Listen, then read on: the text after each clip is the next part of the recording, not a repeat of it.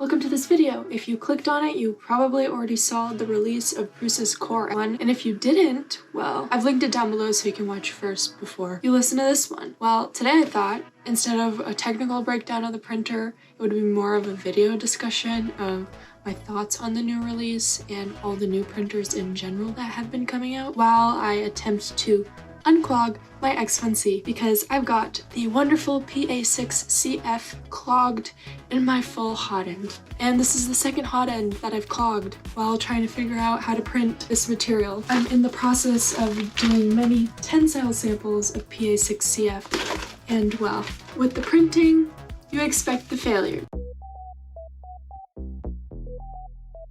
In the back you can see the lovely prusa that I own, the i3 Mark III's Plus. So when I saw the release video a couple of days ago, my first immediate thought was the core one just looks like the X1C squished. Like similar metal outside in terms of shape, but just a little bit squished. Obviously, as you'd expect with the X1 being like such a successful machine in the market, that of course other companies are going to copy its distinct features. One thing I quite enjoy about this CoreXY enclosure though is there's a recess in the side for a spool holder that you can also turn into a filament dehydrator by sealing it up properly, which is quite nice. I also enjoy the door that they've added where the door hinge is actually full 180, so I can open it a lot further than this X1C door. I can also take off the CoreXY door, flip the hinges to the other side, and make the printer open from the different direction, which honestly would have been great on this system considering where I have it on my table. It makes more sense to have the door open the other way since it's closer to the wall. The other bonus is that with this new enclosure, the CoreXY actually has a small table footprint than the Mark IV's, so that could be space savings for people with print farms or people with smaller work benches. They can put a printer and still have space to use to tinker. Slowly but surely I'm making progress on the nozzle. It's back and forth with this little needle and then taking the skinny Allen wrench and pushing the filament further down from the top of hot end. It's currently sitting at 300 degrees Celsius, so I put on a glove so I don't burn myself. From what I could understand in the video is the CoreXY takes a lot of what prusa is currently doing well and packs it into one printer.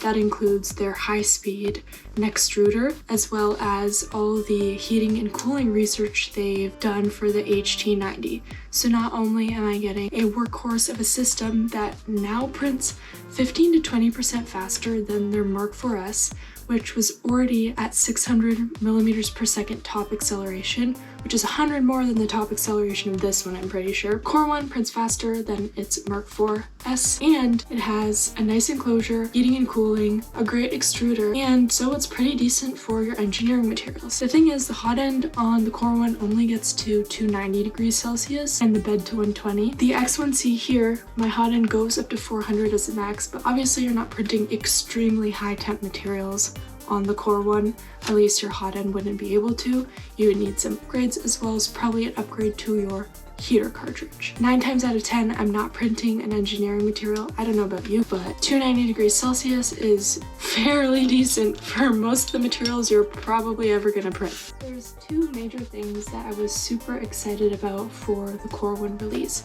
First, that it's also a coreXY system, meaning it's able to achieve faster print speeds, just like our X1C here. I know that the Prusa XL is also a coreXY system, so it's nice that they have another printer in their family that uses the same kinematics, so people who don't really want to spend for an XL but would like a similar experience, the Core seems to be a great potential option. I should have mentioned this earlier, but the build volume is 30% more than the Mark IV's and I guess the Mark III's. It's higher in the Z direction. By far, the thing I was most excited to read about in the reveal article was that they're offering conversion kits. Some of you might be thinking strategically like, oh, I'm just gonna buy the Mark IV's and then convert it. Well, unfortunately, that's not actually cheaper than just buying the CoreXY. Although, if you already invested in the Mark IV's, to go to a CoreXY, it is cheaper through the $449 conversion kit. This is before shipping and tax and in USD. One thing I've always loved about Prusa and will continue to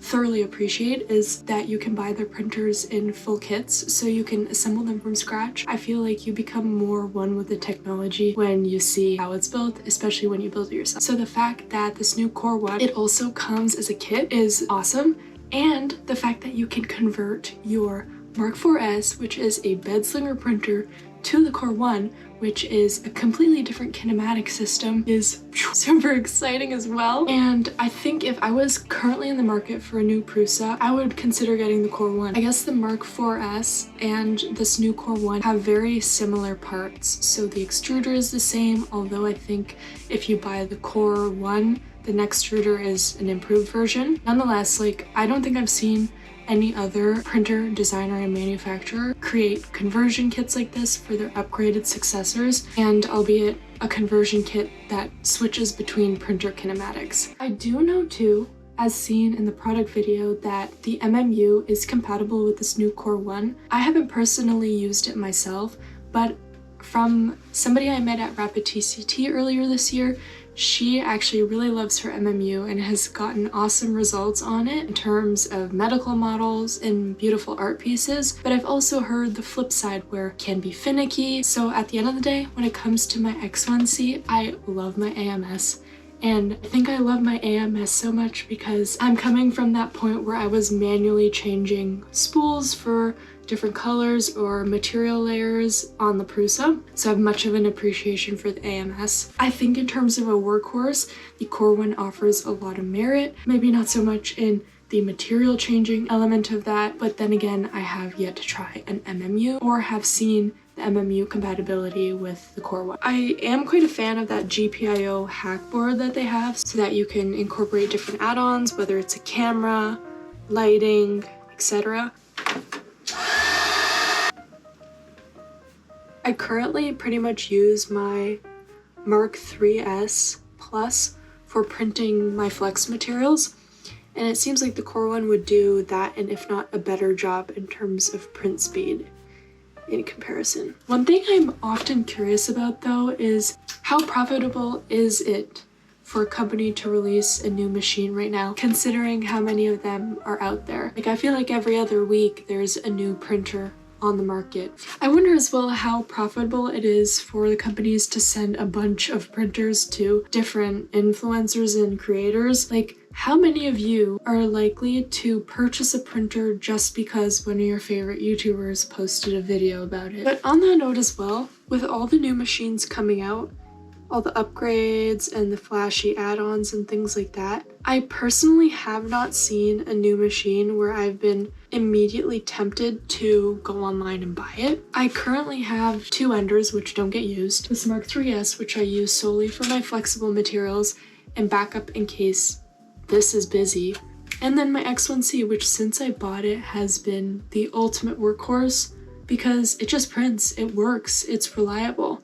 And I'm talking more from the standpoint of PLA ABS PETG, not the PA6 that I'm trying to unclog my second nozzle for. Those are just my thoughts on the new prusa Core 1. Feel free to let me know what you think. My summary is that the machine looks awesome. What I'm most excited about is the conversion kit from the Mark 4S to the Core 1, switching from a bed slinger to coreXY system. And I can say, the most positive note out of all of this and all the machines coming out is how quickly the technology is improving, how quickly we're reaching new innovations. One company's new release pushes another company to do better, kind of copy, but art imitates art, right? Like, for example, the new Creality K2, I think, added automatic belt tensioners, which is pretty awesome for anyone who's worked with coreXY or built a coreXY system on their own. You know how great an automatic belt tensioner is in hindsight. Well, those are just my quick thoughts on the new Core 1. I very much wish I was at Formnext in Germany, and I really hope that in the coming years I'm able to attend. For now, I'm just going to keep trying to unclog this hot end. I have some hope left in me, and I'm not ready to give up yet. I'll catch you in the next one. This just in, about 15 minutes later, I'm happy to announce I have unclogged my nozzle. Oh my gosh. Basically, heated up the nozzle to 300 degrees Celsius, used the needle tool to unplug from the nozzle end, and then I took the skinny wrench from the X1C kit and pushed the unmelted filament through the heat break. I guess I wasn't pushing hard enough earlier because I really went in on it and it unclogged. Such a perfect relief. Before bed, I'm going to fix this setup, put my filament on here to dry on my heat bed, and call it a night.